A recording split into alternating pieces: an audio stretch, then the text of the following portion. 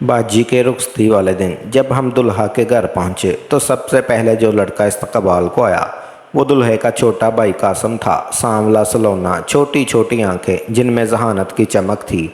बाजी को कमरे में पहुंचाकर मैं बाहर आ गई क्योंकि दुल्हन के कमरे में औरतों का रश था। मेरा दम घुटने लगा। मैं बरामदे में खड़ी हो गई और गहरे गहरे सांस लेने लगी। तभी कासम वहां आ गया और मुझे एक ठंडी बोतल देकर कहा, ये पी लें, आपकी तबीयत ठीक हो जाएगी। उस वक़्त अंदाज़ा हुआ कि उसकी नज़रें मेरा तक़ब्ब कर रही थी।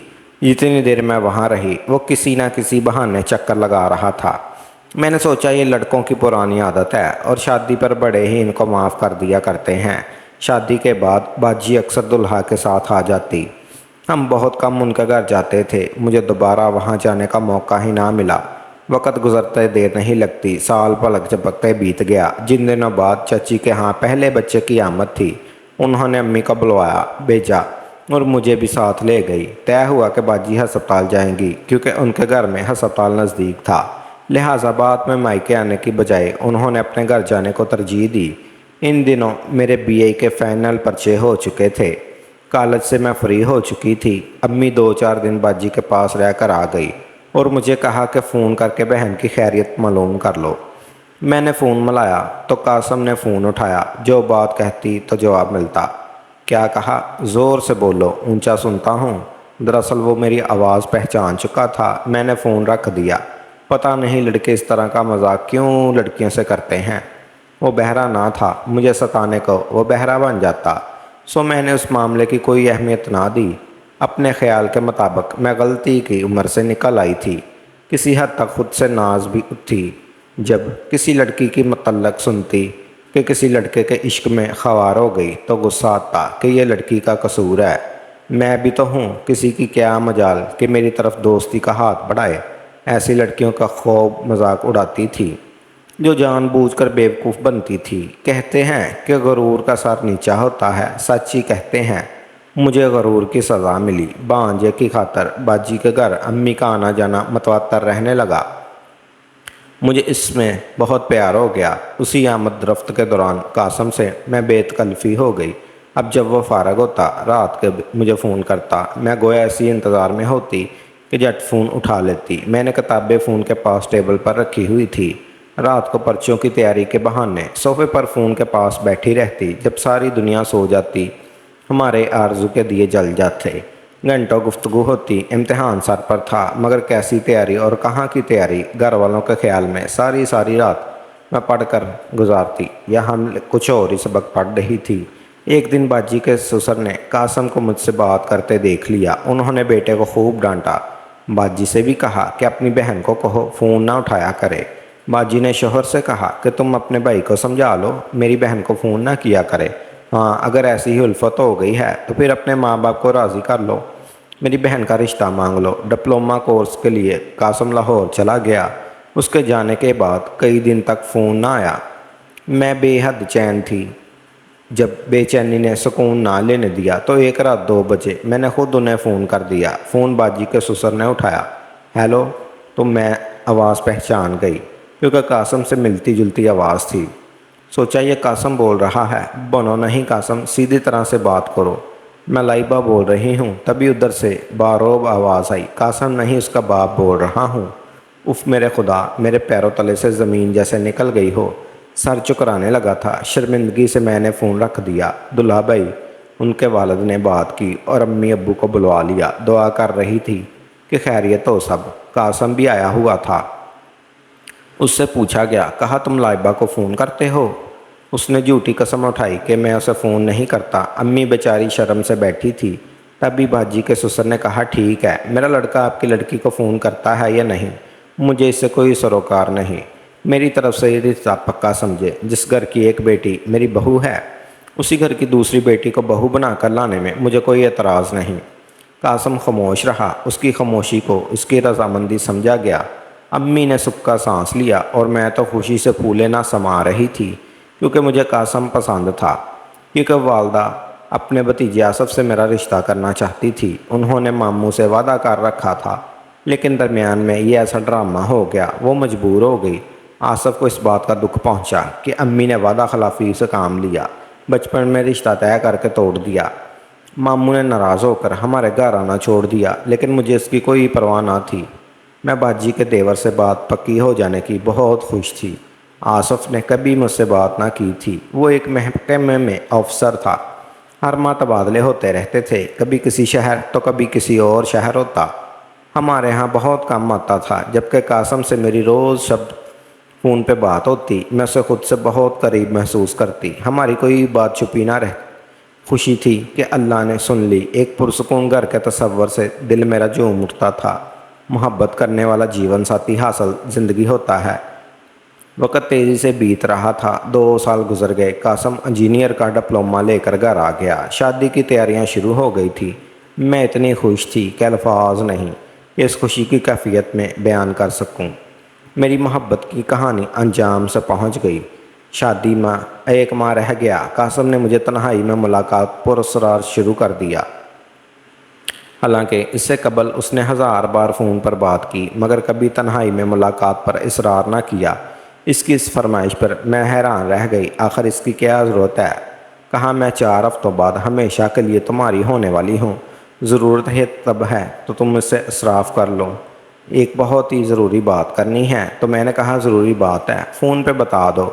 उसने कहा, फ़ोन पे नहीं बता सकता। उसने मेरे कान खा लिए। 15 दिन तक मुसलसल वो फ़ोन पर यही बात करता कि ज़रूरी बात है, मेरी बात सुन लो, मुझे अकेले में एक बात मिल लो। ये मुमकिन नहीं है फ़हद, आखिर कहाँ मैं अकेले तुमसे मिलूँ। मैंने हर बार यही जवाब दिया, लेकिन वो कहता कुछ नामुमकिन नहीं। अगर इंसान चाहे तो राह से खुद ब खुद हमेशा जब किसी से लड़े इश्क मोहब्बत की बातें सुनती तो मैं मजाक उड़ाती थी कि ये सब फजूल है। आज लगता था खुद मजाक बनने जा रही हूँ, क्योंकि कासम का असरार बढ़ता ही जा रहा था। कब तक टालती? फिर वो वक़्त आ गया कि शादी की तारीख मुकर्रर हो गई और कार्ड भी छप गए। माइयाँ बैठे हफ्ता बाकी था तो कासम ने साफ कह दिया, अगर ना मिली तो शादी वाले दिन मैं कहीं चला जाऊंगा। ये सुनकर मैं परेशान हो गई कि चंद दिन बाद इसकी हमेशा के लिए होने वाली हूँ और कासम अब किस तरह की बातें कर रहा है। सोचा क्या खबर कोई ज़रूरी बात हो। इसका असरार बढ़ता ही जा रहा था। मेरी एक सहेली अपने घर में अकेली थी। उसके वालिदैन फौत हो गए थे। वो एक स्कूल में टीचर थी। सुबह ड्यूटी पर जाते वक्त घर को ताला लगा जाती और दोपहर को आकर खोलती। रात के इस पहर जिसका घर साथ ही था उनके पास सोने चली जाती। मैंने आसमा को भेजा। वो आ गई तो उसको सारी बात बताकर मशवरा मांगा। वो बोली, कासम से मिलने में क्या हर्ज है? दरअसल तुम्हारा मसला ये है कि तुम उसे कहाँ मिलो। ऐसा करो मेरे घर में तुम दोनों मिल लो, इसकी बात सुन लो वो क्या कहना चाहता है। आसमा की हिम्मत दिलाने पर मैंने कासम को फ़ोन कर दिया कि वह हमारे घर से 4 घर आगे आसमा के मकान में मुकर्रर वक़्त पर आ जाए। मैं भी आ जाऊंगी। ये सुनकर उसने सुकून का सांस लिया। बारहा यह सवाल चुका था, आखिर कौन सी ज़रूरी बात है जो मुझसे कहना चाहता है। जब कासम से मैं मिलने जा रही थी मेरे जहन में साफ़ सुथरे ख्यालात थे। अम्मी से कहा था महल्ले में ब्यूटी पार्लर है, वहाँ से मेहंदी लगाने वाली औरत का पता करना है। वो आसमा वाकफ़ है, घर आकर मेहंदी लगा जाएगी।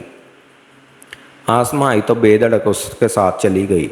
उसके मकान के पास ही कासम मुझे मुंतज़िर मिला। तुम लोग बात कर लो, मैं अभी आती हूँ। वो हमें अपने घर बैठा कर चली गई। जाते हुए दरवाज़ा अच्छी तरह से अंदर से बंद कर लेना, कहीं फुफ्फा वगैरह ना आ जाएं। कासम ने फ़हद का बैरूनी दरवाज़ा अच्छी तरह बंद कर लिया। कासम सोफिया पर बैठ गया। हाँ कासम, कहो क्या ज़रूरी बात है जिसके लिए तुमने इस कदर इसरार किया? क्या मिलने पर मजबूर हो गई? पहले मुझे पानी पिला दो। मैं आसमान के किचन में गई, फ्रिज से ठंडे पानी की बोतल निकाल के लाई। पानी का गिलास उस मेज़ पर रख दिया जो सोफ़े के सामने रखी हुई थी। उसने गिलास को हाथ भी ना लगाया, जैसे किसी सोच में गुम हो।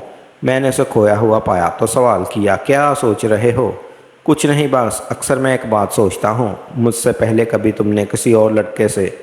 तो ये कैसा सवाल है? हैरान होकर मैं बोली, वैसे ही दिल में कभी कभी ऐसा ख्याल आ जाता तो परेशान हो जाता। मैं अक्सर लड़कियां गलत कर बैठती हैं क्योंकि छोटी उम्र नादानी की होती है। कासम, ऐसी बातें तुमने मुझे पूछने को यहाँ बुलाया था? सोच भी नहीं सकती कि तुम इस जहन के मालिक हो।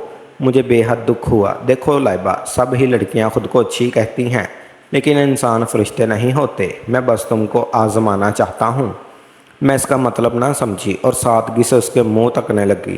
یہ کہ تو مجھے کتنی محبت کرتی ہو، کتنا کہاں مانتی ہو، آج اس کی آزمائش ہو جائے گی۔ میری سمجھ اس پر کوئی بات نہیں آ رہی تھی۔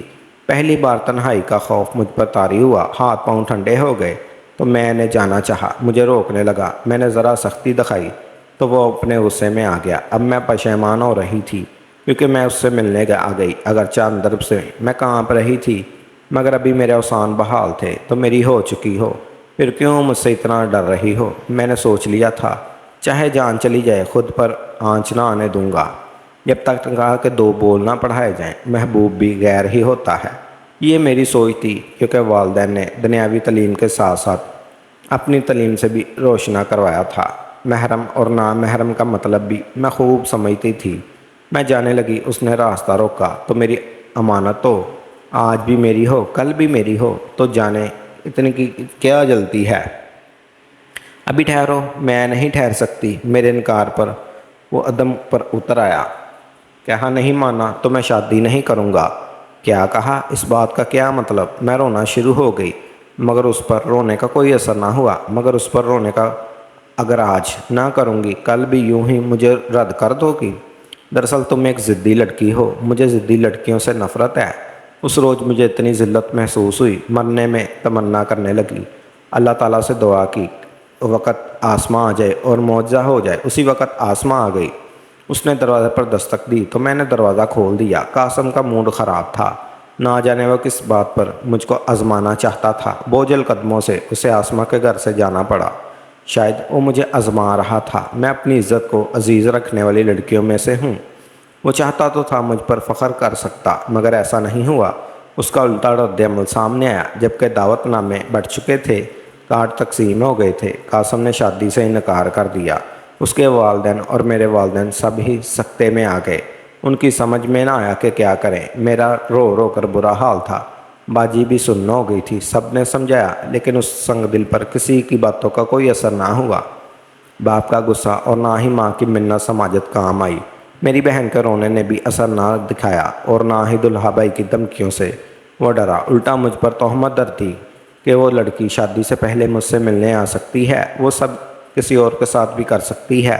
قاسم نے مجھے میری پاک دامنی کی کتنی بھیانک سزا دی۔ شادی سے ہفتہ پہلے میری خواہشات کی قبر بنا ڈالی۔ والدہ رو رو کر ہلکان ہو رہی تھی۔ بالآخر میں نے امی جان کو سارا ماجرا بتا دیا کہ وہ مجھے آزمانا چاہتا تھا، تب ہی اکیلے ملنے پر مجبور کر رہا تھا۔ آپ افسوس نہ کریں، آپ کی عزت خاندان بھر میں خاک نہیں ملی۔ میں نے ایک ایسے شخص سے اپنی عزت بچا لی جو خود بد کردار تھا، جو میرے بارے میں بڑی بڑی باتیں سوچتا تھا۔ ذرا سوچیے، اگر شادی کے بعد وہ میری پاک دامنی پر شک کرتا، مجھے اس بات کا تانا دیتا کہ اکیلے مکان نے اس کی عزت کا تحفظ نہیں کیا، تب کیا ہوتا؟ وہ مجھے بعد میں ضرور طلاق دے دیتا۔ شکر ہے میں بچ گئی۔ خدا جانے وہ کن خیالات کا پجاری تھا۔ امی کو میری بات سمجھ آ گئی۔ انہوں نے سچ اگل دیا کہ ہم اس غلط انسان سے بچ گئے۔ 2 سال بعد ایک روز ماموں جان گھر آئے اور امی سے کہا کہ لائبہ کا رشتہ ٹوٹ گیا ہے۔ اس پر اللہ کی کچھ مساہلت تھی، اب دوبارہ رشتہ ہم جوڑ لیں تو کیا برائی ہے؟ میری شادی آصف سے ہو گئی۔ آصف اعلیٰ عہدے پر فائز تھے کہ لڑکی ایسے جیون ساتھی کا تصور کرتی ہوں گی۔ میں عیش و آرام کی زندگی بسر کر رہی تھی، اور میرا ضمیر مطمئن تھا کہ میں ایک پاک دامن لڑکی تھی جس کا صلہ خدا نے شوہر کی محبت کے بدلہ دیا۔ جبکہ قاسم دھوکے باز اور دھوکہ ہی ملا۔ اس نے شادی جس لڑکی سے کی وہ اسے چھوڑ کر چلی گئی۔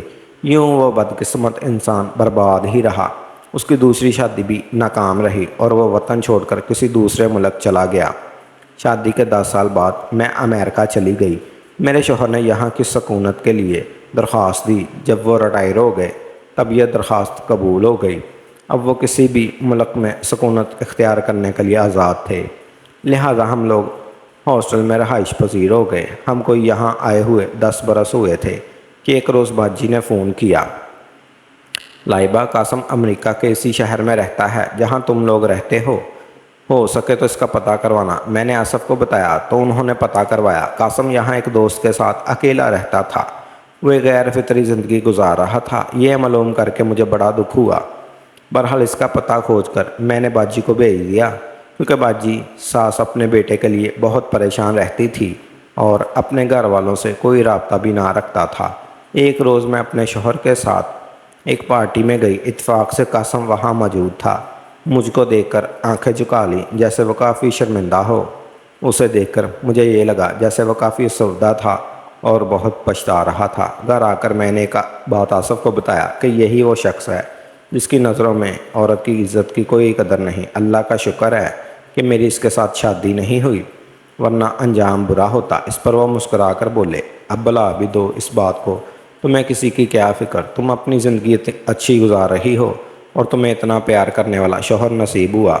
بے شک آصف اچھا جیون ساتھی ہے۔